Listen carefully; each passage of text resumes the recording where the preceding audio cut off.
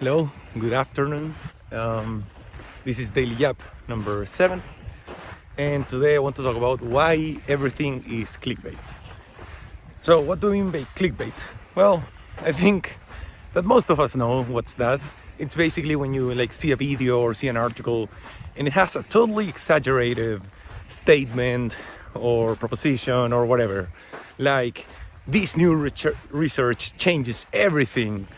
The world will never be the same, this has never happened before, and things like that. And usually they are accompanied by an image that's like someone looking into the camera and it's like, oh my god, or like, oh my god, like that's outrageous.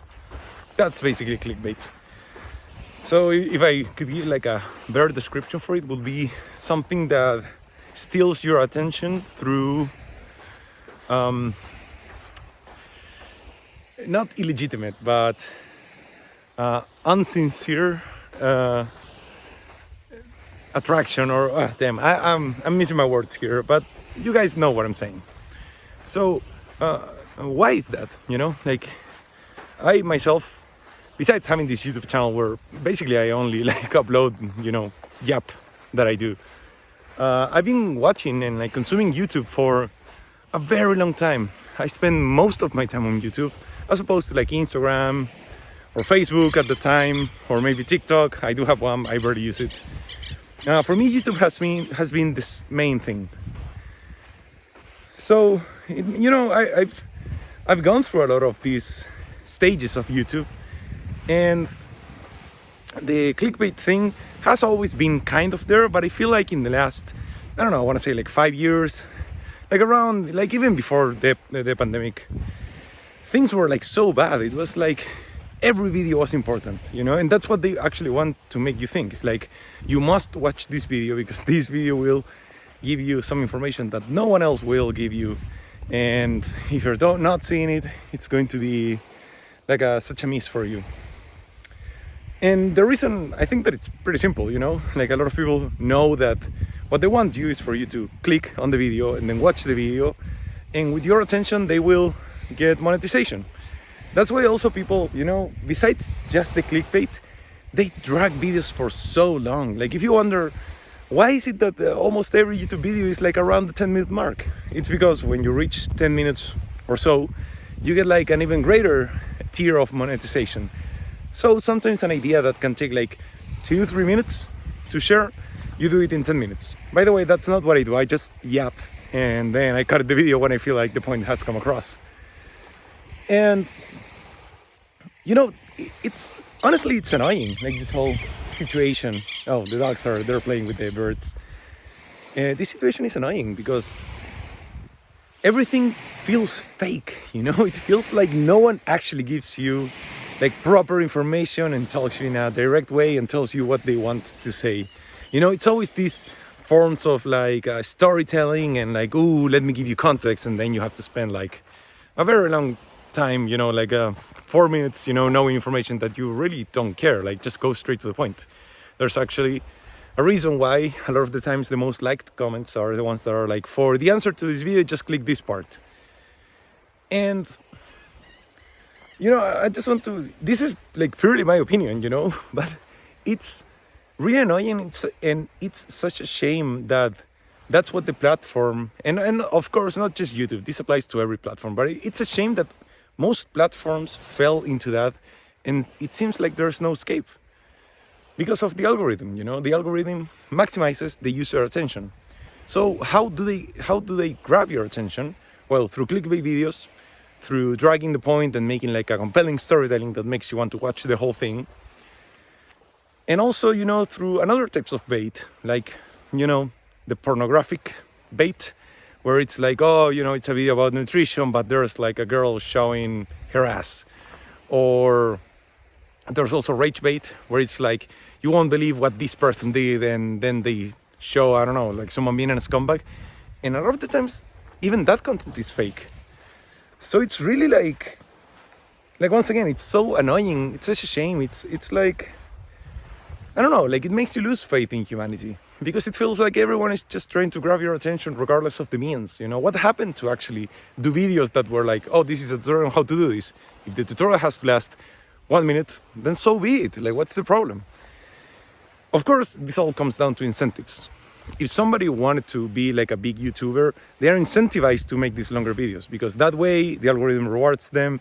And when the algorithm rewards them, they get more views, they get more views, they get more money, or they get more fame, and that accelerates things. So this is definitely not the case for like every content creator. I feel like there are a couple that actually try to put in the effort so that most of the time it's actually like you're learning something or like making it good. But there's so many, and when I mean so many, it's like there's so many people that just milk content nonstop. A clear example of this is Greg Doucette. You know, the guy, you know, he's legit, like he knows what he talks about and he gives solid advice. But if you see his videos, you know, in the last years, it's been drama and drama and drama. And sometimes he would say pretty much nothing, like in the video, like nothing of substance. That's what I mean. And it's a shame because it's like, so you're just playing the game. And, you know, people say, oh, hit the game, not the player. And that's true at some point, you know. It's not like it's on him, you know, the fact that everything has to be clickbait. He's just playing what works for content creators. But at the same time, it's like, man, what happened to integrity, you know? Like, what happened to just having to say something, saying it directly, making your point clear, and then cut the video?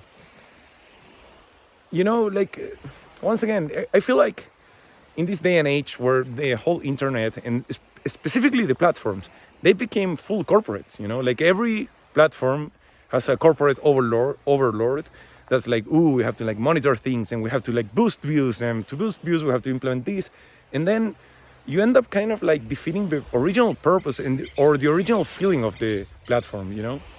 In YouTube, I feel like if you go back to like 2010, you know, so 15 years ago, most of the videos were something like this, you know, like a guy just speaking and, you know, telling their truth or like showing something and then cut. No, like huge editions. That's also another thing. It's like, I feel like it's so hard to stand out as a content creator because everything is so high quality right now. And when I mean high quality, and that's like, once again, a shame. I don't mean the substance of the videos, you know. A lot of the times people just repeat the same stuff.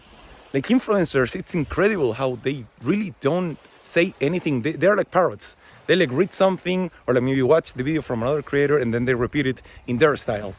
However, when it comes to the edition of the video, of like, oh, having subtitles, or maybe, for example, like just previous in this video when I couldn't find my words, you know, and I was like stuttering, they would cut that.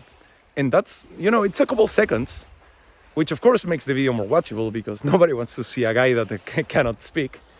But at the same time, it's like, dude, like I don't know, once again, it's like the corporatization of everything. Like, you're not even going for the value of the message that you're saying. You're just going for the attention that message could take. And what's sad is that people that try to fight this, people that actually try to make content of value, you know, of substance, if they don't do the other thing, they will not get the views. So it's like a vicious circle, you know? It's like the more that people find ways to make videos engaging, the more people watch the videos, therefore the better the engagement way works. And that's regardless of, once again, substance of things.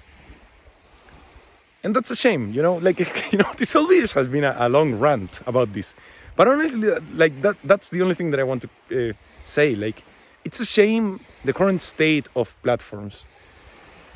Because I'm old enough, you know, I'm around 30 years old. I'm 28, but, you know, around 30. So I was there for like not the super early internet, you know, like I was born and the web was already like 7 years old.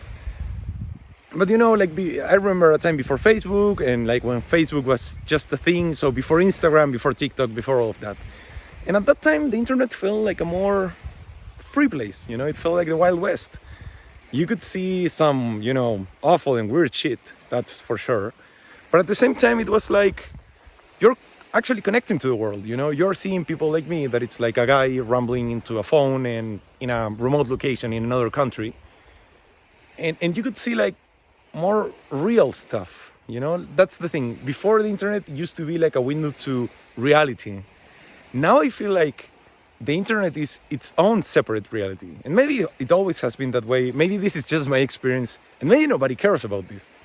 But that's the thing, you know, like I feel like now everything feels fake because we make it fake. And we make it fake because the platforms are not a reflection of real life.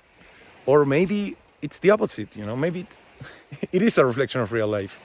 Because for sure I feel like the world has turned into more like a clickbait, but in real life. People that say stuff without substance, but they show themselves a lot, or maybe they show their message. Yeah, now that I think about it, maybe it's the internet that's just a reflection on the state of the world. But I kind of feel like it's like a positive feedback. It's a positive feedback loop between the internet, the algorithm of the internet, and us as a reality. So yeah, once again, all that I wanted to say is that it's a shame, the current state of things. And I feel like a lot of people might feel this way, but it's worrisome because the newer generations will never experience what was that before, when it was actually like a window to the world instead of, I don't know, just smokes and mirrors. So yeah, anyway, this rant has been on for way too long. So yeah, goodbye. See you tomorrow.